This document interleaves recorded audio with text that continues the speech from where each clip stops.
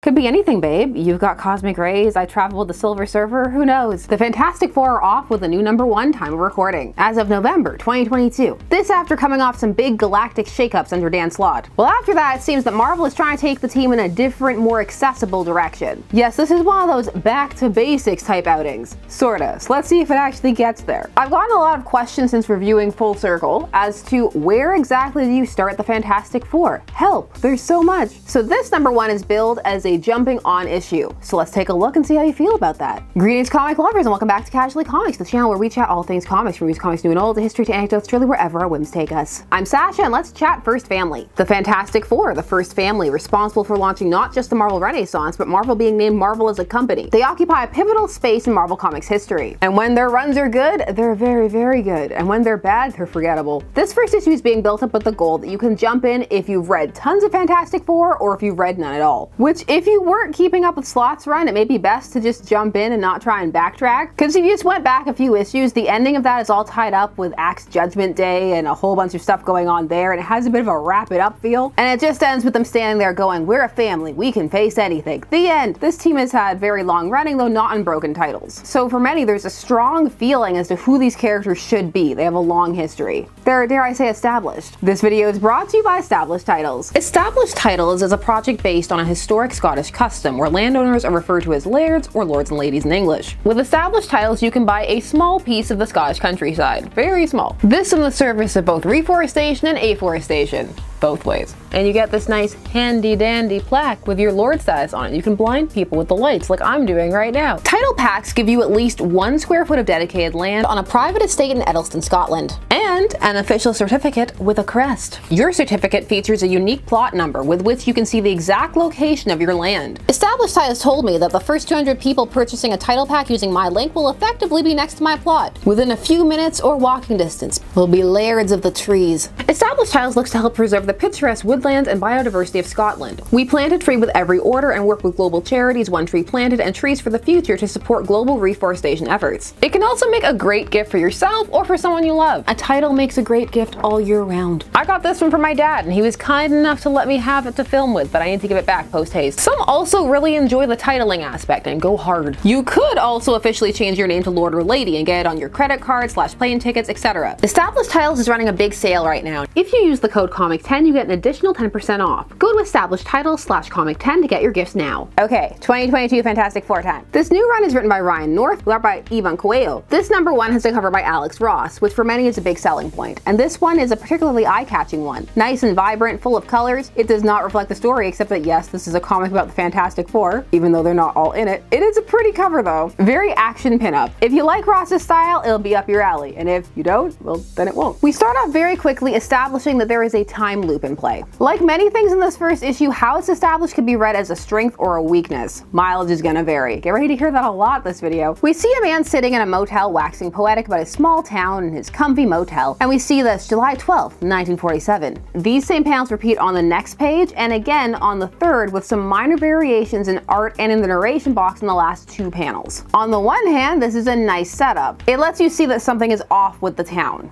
It also allows them to reuse the same art. Don't think I don't see you. And for some, we'll right away cue the time loop scenario, while for others, we'll just alert them that, hey, this town ain't right, and set the atmosphere. So it is effective. On the other hand, this is 3 whole pages. By using 3 pages to establish this, there is less left for other story beats. So some may feel that more could have been accomplished in this issue had they not used 3 full pages for this, and that you could have potentially used less. Tonight, a blind woman and a monster came to town. I tell you, Alicia, she's acting like he ain't never seen a rock man before. Hush, Ben. The last town on the left. The last town on the left? Don't try and trick me. In no way is this an homage to 70s exploitation, or the poor 2009 remake. So this story centers around the Thing, Ben Grimm, and Alicia, currently his wife. They're on some kind of trip, and it's hinted that things aren't that great with the Fantastic Four. Ben's also feeling very weirded out that the desk clerk hasn't heard of the Thing, but Alicia assures him it's just that the town is small. If it has to be just the 2 of us for a while, then we're gonna make the best of it, no matter what. Cue the inevitable how did they do it questions. I know they're coming. Go ahead, speculate down below. But we see that the townsfolk don't take too kindly the rock people around these parts. And one of them is actually planning to ram his truck into their room because he has had at least the one sensible reaction upon seeing the thing and realizing that his gun won't work. But as he charges the room, suddenly he and the truck vanish. The next morning, the desk clerk has no memory of Ben and Alicia ever checking in, and that's something you would remember. But they insist on paying anyway, and Ben and Alicia are no way weirded out enough by the fact that the fee is $3. And okay, hold up, we need to address this right now. This is not just a time loop, but a back in time loop. And we're about 2 pages away from Ben and Alicia realizing that. But here's the thing, it's 1947, so we need to talk. There are significant differences between 2022 and 1947 in just some base areas. Not to mention just how people spoke, the cadence, the vocabulary. That is not captured in this. There are similarities, but also there are things that would be different and potentially kind of off-putting. Also, there'd be differences in base appliances, decor, clothing. While some things could definitely slip, there are other things that you would most likely notice. Wouldn't this man notice that the money they're paying him with is odd? Unless all of their quarters are super old, he's not gonna pick it up, maybe notice the date and feel like they gave him fake money. Not to mention their clothes are extremely different, especially Alicia's, and Ben is a rock monster. Are 1947 and 2022 close enough that you wouldn't instantly clue into the fact that you were in an odd place? It's a little thing, but for some I can see it being immersion destroying, or at least something that pulls them out and then they spend way too long looking up how exactly overhead lights looked in 1947. It's because they're trying to maintain the idea that this could be surprising for Ben and Alicia, but it doesn't fully land because we've already seen because the newspaper that they're back in time. So the reader is potentially already looking for cues, and it doesn't need to be hidden from us. What is now required is a plausible explanation why it is unnoticeable to them. And instead it comes across like there isn't as much effort being put into detailing the environment as there could be. Or just that this is one of those, oh, it's a little thing, let it ride the trope. Now this is not unique to this work. It's a common time travel trope and also budget saving exercise if we're talking about some kind of film. To have people on both sides not noticing and being okay with things that should be kind of off-putting. Also, this can be employed for the build-up for narrative purposes, that big reveal of, oh my gosh. But it is worth noting. Like, look at this little boy who's hanging out in the back of the thing's truck. Look at his hair. This is not a 1947 hairstyle. Just having his hair flat would have gone a long way to adding to the immersion. He's ahead of his time. He's got that gel game slicked up. People are gonna look at his photos years later and say he's a time traveler on TikTok. He calls the thing a monster, which of course makes him feel sad. But it also triggers more clues that something is going on with the FF. He did really remind me of Joe, had the same cheeks. I miss them too. But our kids are coming back. Reed wouldn't. Hold up. And now they notice the town. Really? It's right there. Ben would have seen it even walking towards the truck. The thing is not this obtuse. So they're back in time, and yet Alicia can still use her phone and look stuff up, which she does to look up their town they're in. They explain this as they must be in some kind of anomaly or bubble or wibbly wobbly explanation. Also, they're just walking through this town. No one is running, screaming in terror from Ben or remarking on their appearance or anything. This is a very chill town minus the I'm gonna ram you with my car guy. Alicia finds that this town is a ghost town. All the residents vanished on July 12th, 1947. What do you think is going on? Holograms? Hypnotism? Some kind of time travel thing? Heck, could be ghosts for all we know. Yeah, when you've lived the kind of life these two have, you have so many explanations as to why what is happening around you is happening. Perhaps too many. You can't narrow it down because it could be anything. So they set about trying to solve the mystery of the town, but in a minimum effort kind of way. Not that they're not trying, but they're not trying in any way to make their lives any easier for themselves. I mean, since we've established that people will just take their money, and so based on that they would have a lot of it for the time period, they should really go and get some period typical clothes.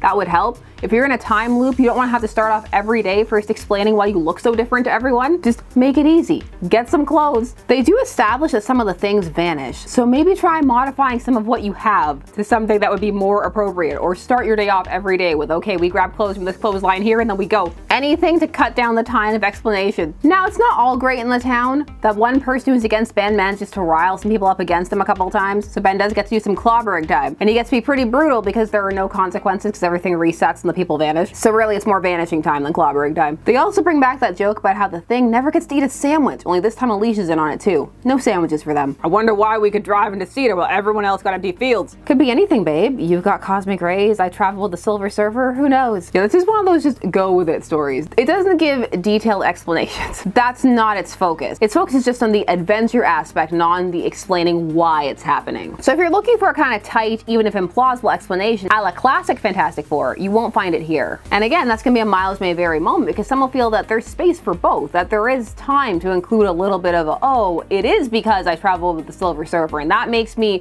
immune and impervious to da-da-da-da-da. For some people that really enhances the story, and for others they're okay leaving it more loose. And some will feel it makes sense because this is Ben and Alicia, not say Reed and Sue. We then get a comedy montage as they try and figure out the loop. Now if you like North's comedic style, this will land. If not, you may cringe and you may wish for an extra page of that man reading the newspaper at the start. Why not go for 4? Eventually, Groundhog Day style, they settle into the loop enough to be able to eliminate who's not doing it until they land on a sad man at a bar one night wishing he could do it all over again, which triggers the reset. How is he doing it? He just is. It doesn't matter, they just need to figure out how to stop it. They give a vague maybe it was because there's nuclear testing afoot. I would just assume he's a mutant because it's the Marvel Universe, and that would always be my first assumption. Mutant, then mutate, then tech of some kind. So they start trying to work on this man, Sanford, but they're incredibly awful at it, especially when they lead with the Thing, whose pitch basically amounts to, yes, you have powers, but what if you didn't use them? It's clobbering time! I'll clobber anyone who even thinks I'm making a wish, got it? Especially you, Sanford, but you're really not respecting the idea of clobbering time. So why is Sanford doing this? Well, it's because he got dumped.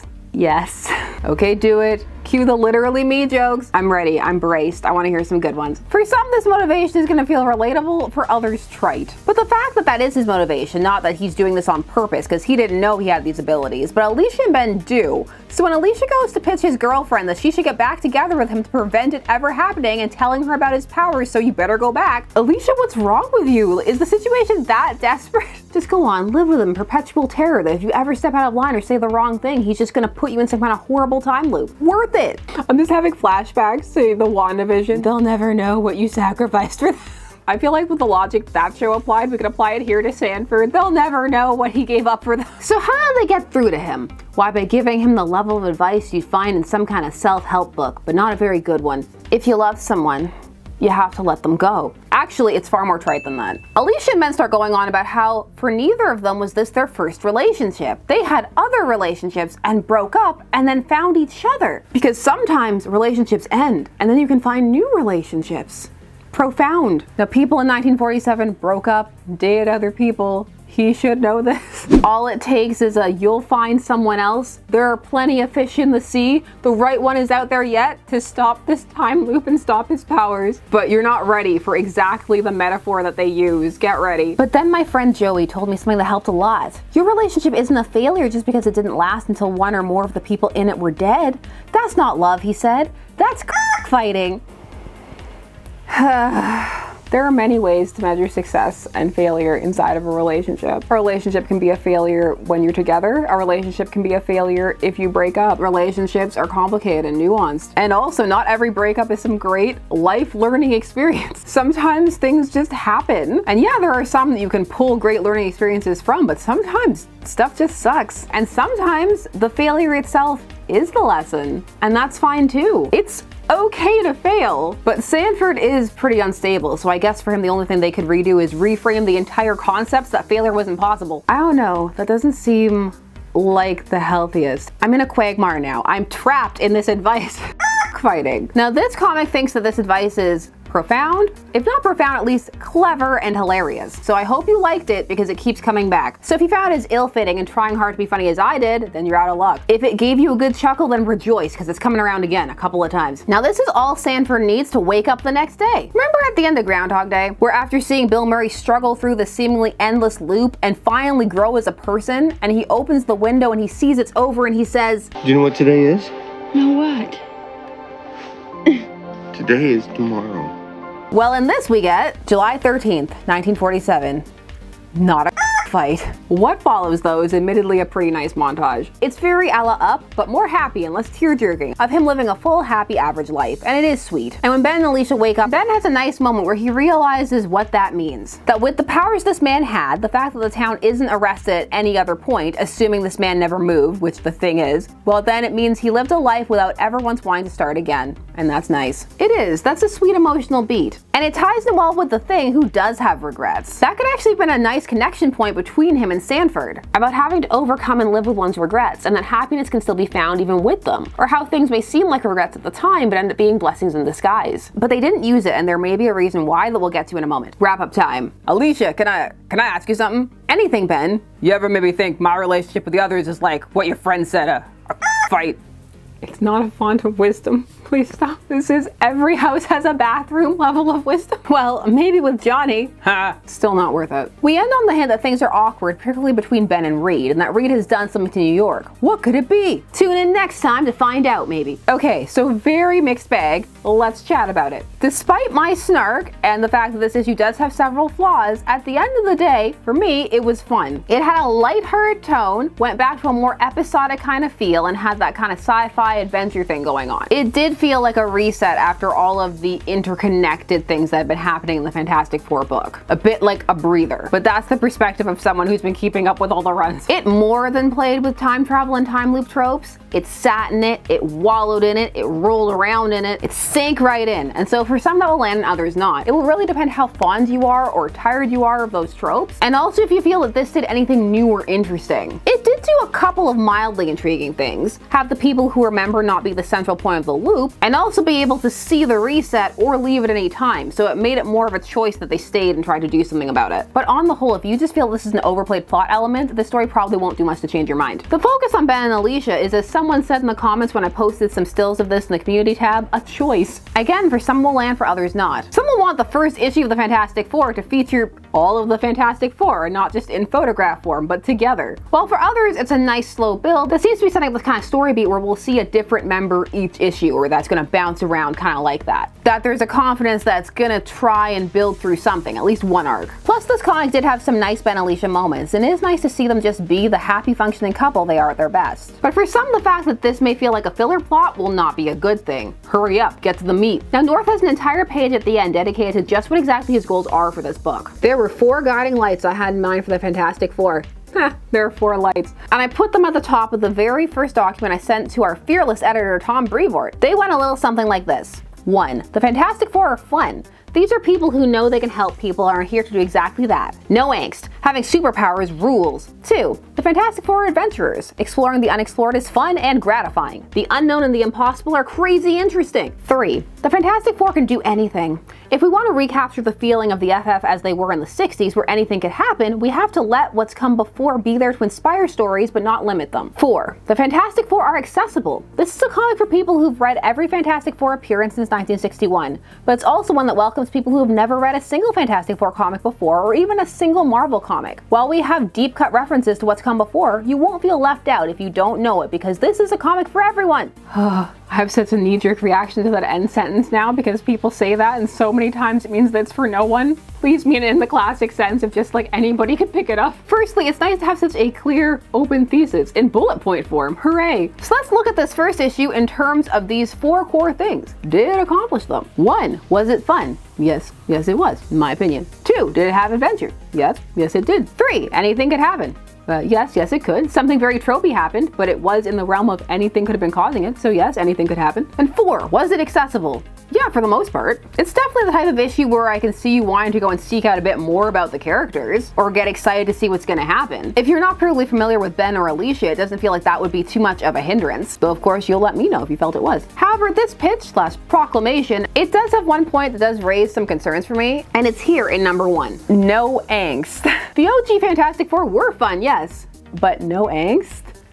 Mega angst. One of the core tenets of the team throughout time is angst. In fact, some of what makes the team work and makes them so compelling is the balance between the fun and emotional drama and adventure. It was an action-packed ride for sure, and yeah, the team had fun and jokes, but also they had depth and their relationships were complex and it had weight and mattered. North is an author with a history of pulling towards the comedic. And while mileage varies on whether one finds his work humorous or not, one thing the Fantastic Four needs to thrive is balance. So this point in number 1 for me leaves me a bit personally concerned that this book could end up pulling a bit too much towards humor. That maybe could end up in the realm of comedic where there are no stakes and nothing matters because events are constantly being undercut with humor, or decisions are made to shy away from angst in favor of a joke. For example, Ben's lingering regret in his life not being a focal connecting point with Sanford versus a speech about fighting. But others may disagree and feel that this is exactly the direction the Fantastic Four need to go in. Just more fun, lighthearted, get them back to that core of having adventures, and that this is really what these 4 rules mean. Just Get them back to doing more base Fantastic Four things. Re-establish that status quo and then build out from there. Now this issue did have a couple of nice quiet character moments that even had some light angst. So hopefully the no angst is hyperbolic and perhaps just means no overt darkness. I hope so. My heart sped up though when I read it. No angst. We'll see where it goes. This was issue 1. Overall, this issue had lots of points one could nitpick, i.e. the old-timey art, the language, the tropes, and whether or not all this adds up to make a book one finds unenjoyable will of course be a personal thing. The fun factor and the idea of returning to that more kind of episodic format did get me excited to come back for issue 2. I want to see where it goes and how it ends up. It's not about what Reed did to New York. Reed's always doing things. I also saw some interesting critiques that I wanted to highlight for you here. I thought I would throw them out for you so that if you also feel that way, know that you are not alone. You have found your people. Some feel that the Thing has been too scaled up physically in his design, that he's too big now. Put the Thing back in proportion, short and stocky. There's also a very time of recording specific complaint going on that will probably be forgotten over time.